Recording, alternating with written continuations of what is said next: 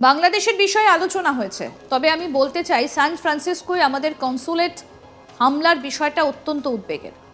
Bangladesh issue নিয়ে বিস্ফোরক S Jaishankar বাংলাদেশের ঘটনা নিয়ে এমন কি বললেন ট্রাম্পকে, তা নিয়ে প্রশ্ন উঠে গিয়েছে। এবার কি শেষের শুরু বাংলাদেশের? ইউএসএ প্রেসিডেন্ট ডোনাল্ড ট্রাম্পের শপথ গ্রহণে ভারতের প্রতিনিধি হিসেবে গিয়েছেন বিদেশমন্ত্রী এস জয়শঙ্কর।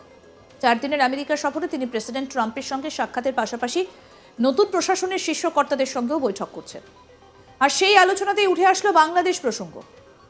তবে আমেরিকায় ভারতীয় দূতাবাসে হামলা বা ভারতীয় কূটনীতিকদের হুমকির প্রসঙ্গে তিনি তোলেননি বলেই জানান। তিনি বলেন, বাংলাদেশের বিষয়ে আলোচনা হয়েছে, তবে আমি বলতে চাই সান ফ্রান্সিসকোয় আমাদের কনসুলেটে হামলার বিষয়টা অত্যন্ত উদ্বেগের। যারা অভিযুক্ত তাদের বিরুদ্ধে পদক্ষেপ করা হবে বলেই আশা রাখি। এবার আপনাদের শোনাবো এই বিষয়ে কি বললেন বিদেশমন্ত্রী এস জয়শঙ্কর। শুনুন। Yes, we had a brief discussion on Bangladesh. I don't think it's appropriate I get into more details. On the second question, I didn't on this occasion raise those issues, but I do want to say that the arson attack on our consulate in San Francisco is a very, very serious matter, and it is something which we expect accountability, and we would like to see that people who did it are held responsible. যারা অভিযুক্ত তাদের বিরুদ্ধে পদক্ষেপ করা হবে বলেই আশা রাখি, বলছেন জয়শঙ্কর। সোমবার আমেরিকার 47তম রাষ্ট্রপতি হিসেবে দ্বিতীয়বারের জন্য মসনদে বসেছেন ডোনাল্ড ট্রাম্প। আর তার শপথ গ্রহণ অনুষ্ঠানে অতিথির আসনে উপস্থিত ছিলেন দেশ বিদেশের সমস্ত রাষ্ট্রনেতারা। সেই রকমই ভারতের পক্ষ থেকে প্রধানমন্ত্রী নরেন্দ্র মোদীর বিশেষ দূত হিসেবে উপস্থিত ছিলেন বিদেশমন্ত্রী এস জয়শঙ্কর। তাও আবার ট্রাম্পের একেবারে সামনে, মানে একেবারে চোখে চোখ রেখে কথা বলার মতো দূরত্বে বসেছিলেন ভারতের বিদেশমন্ত্রী। আমেরিকার ফটোর সামনে আসতেই তখন অনেকেই অবাক হয়েছেন, আর সেই বিষয়টা সামনে এসেছে। ছবি দেখে ভারতীয়দের বুক একেবারে গর্বে ভরে যেতেই পারে। এই ছবি দেখে এটা পরিষ্কার যে ভারতের সঙ্গে ট্রাম্পের সম্পর্ক বন্ধুত্বের জায়গাতেই আছে। এস জয়শঙ্কর যেখানে বসেছিলেন সেই সারিতেই বসেছিলেন ইকুয়েডরের রাষ্ট্রপতিও। এ থেকেই বোঝা যায় ভারতের গুরুত্ব।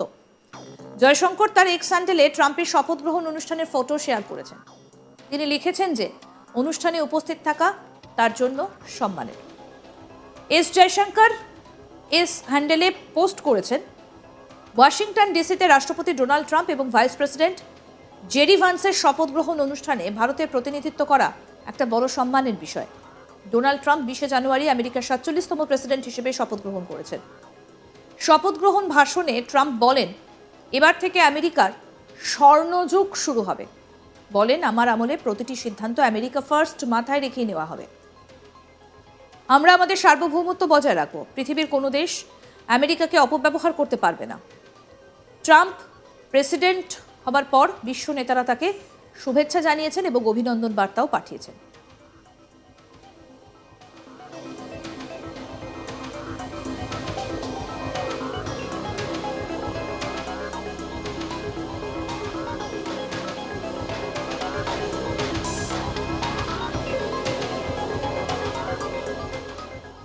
এক্স হ্যান্ডেলে শুভেচ্ছা বার্তায় ডোনাল্ড ট্রাম্পকে বন্ধু হিসেবে উল্লেখ করে প্রধানমন্ত্রী লিখেছেন, আমেরিকার 47তম রাষ্ট্রপতি হিসেবে এই ঐতিহাসিক অভিষেকের জন্য অভিনন্দন প্রিয় বন্ধু ডোনাল্ড ট্রাম্প। আবার একসঙ্গে কাজ করতে আমি উৎসুক। নিজ নিজ দেশের উন্নতির লক্ষ্যে এবং বিশ্বকে সুন্দর ভবিষ্যৎ দিতে একসঙ্গে হাতে হাত রেখে কাজ করব। আপনার জন্য শুভকামনা।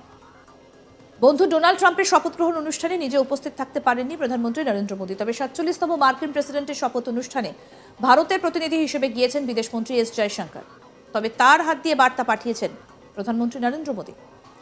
এই সফরেই বিদেশমন্ত্রী এস জয়শঙ্কর আমেরিকার নতুন প্রতিনিধিদের সঙ্গে সাক্ষাৎ করবেন বলে জানা গিয়েছে। সেই সঙ্গে একাধিক দেশের রাষ্ট্রনেতাদের সঙ্গে দ্বিপাক্ষিক বৈঠক করার কথাও রয়েছে জয়শঙ্করের। ডোনাল্ড ট্রাম্পের ভারত সফর এপ্রিলের শুরুতে বা এই বছরের শেষের দিকে হতে পারে। এমন সম্ভাবনাও রয়েছে যে ট্রাম্প চলতি বছরের মার্চ থেকে জুনের মধ্যে হোয়াইট হাউস বৈঠকের জন্য প্রধানমন্ত্রী নরেন্দ্র মোদীকে আমন্ত্রণও জানাতে পারেন। ডোনাল্ড ট্রাম্পের শপথ গ্রহণ অনুষ্ঠানে ভারতের প্রতিনিধিত্ব করেন বিদেশমন্ত্রী এস জয়শঙ্কর।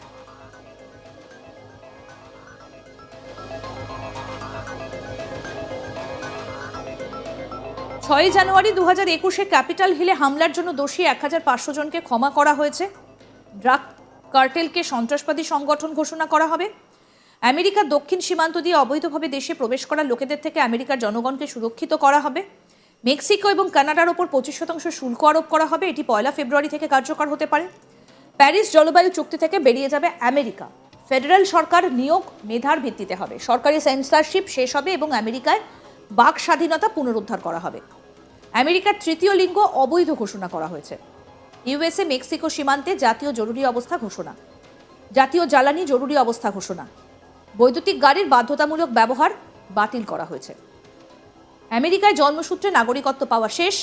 আমেরিকার রাজনীতিতে হোয়াইট হাউস ছাড়া 4 বছর পর প্রত্যর্পণ প্রায় অসম্ভব বলে মনে করা হলেও এই অসম্ভব লক্ষ্যকে সম্ভব করে ইতিহাস সৃষ্টি করেছেন ডোনাল্ড ট্রাম্প, আর তিনি ফিরেই এই সিদ্ধান্ত জানিয়ে দিয়েছেন। এই সকল সিদ্ধান্ত নিয়েছেন ডোনাল্ড ট্রাম্প। আবারও মার্কিন প্রেসিডেন্ট হিসেবে শপথ নিয়ে প্রাক্তন প্রেসিডেন্ট গ্রোভার ক্লিভল্যান্ডের রেকর্ডের সমান হয়েছেন ট্রাম্প।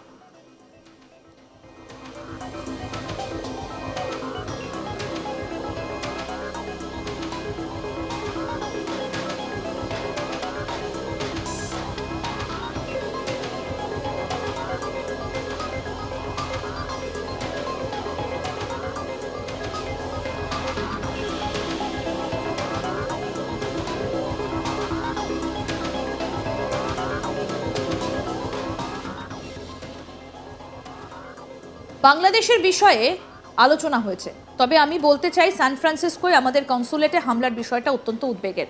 বাংলাদেশ ইস্যু নিয়ে বিস্ফোরক এস জয়শঙ্কর বাংলাদেশের ঘটনা নিয়ে এমন কি বললেন ট্রাম্পকে, তা নিয়ে প্রশ্ন উঠে গিয়েছে। এবার কি তাহলে শেষের শুরু বাংলাদেশের? ইউএসএ প্রেসিডেন্ট ডোনাল্ড ট্রাম্পের শপথ গ্রহণে ভারতের প্রতিনিধি হিসেবে গিয়েছেন বিদেশমন্ত্রী এস জয়শঙ্কর। 4 দিনের আমেরিকা সফরে তিনি প্রেসিডেন্ট ট্রাম্পের সঙ্গে সাক্ষাতের পাশাপাশি নতুন প্রশাসনের শীর্ষ কর্তাদের সঙ্গেও বৈঠক করেছেন।